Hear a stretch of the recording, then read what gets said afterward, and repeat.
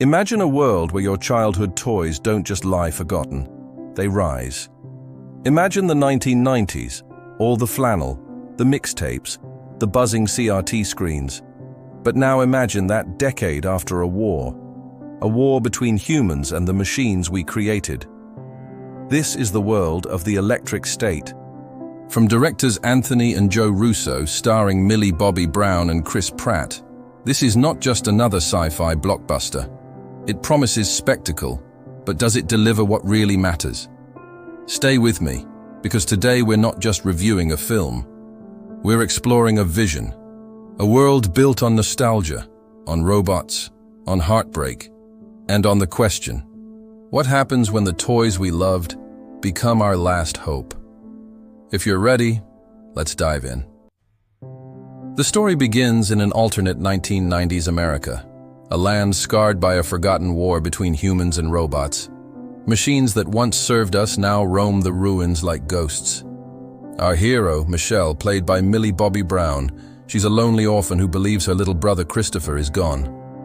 Until one day, a small robot appears. His name is Cosmo, and he brings with him a message, a spark of hope that her brother might still be out there.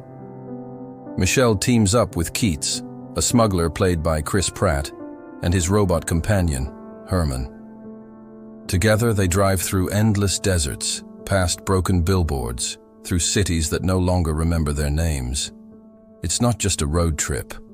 It's a journey through memory and through loss. The first thing that strikes you is how massive this world feels. With a budget rumored around $320 million, every frame looks painted by memory. The Russo Brothers mix 90s nostalgia with retro futurism. Flannel shirts beside robot wreckage, mixtapes playing under neon skies. It's haunting and heartbreakingly beautiful. But visuals alone don't make a movie. The characters do. Michelle is the anchor.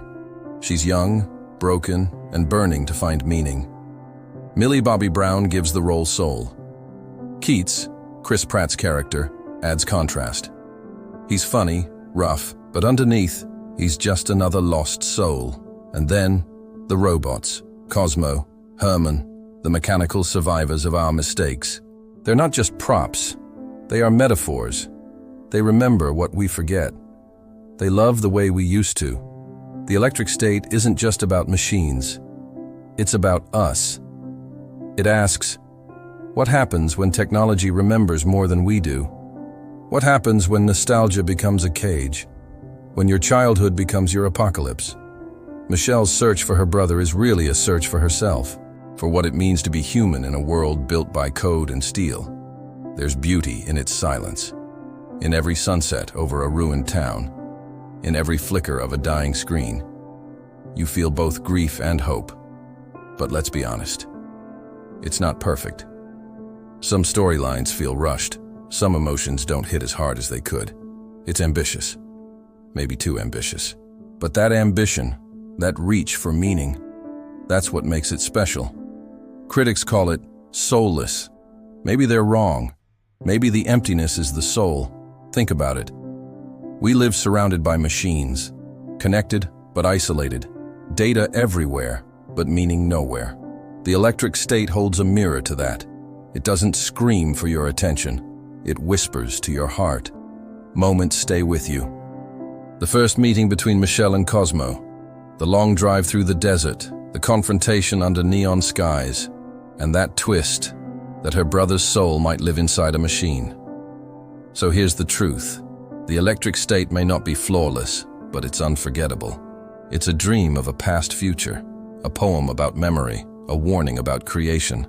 Watch it not for the explosions, but for the heartbeat inside the machine, for the sister who never gave up, for the future that looks a little too much like our past.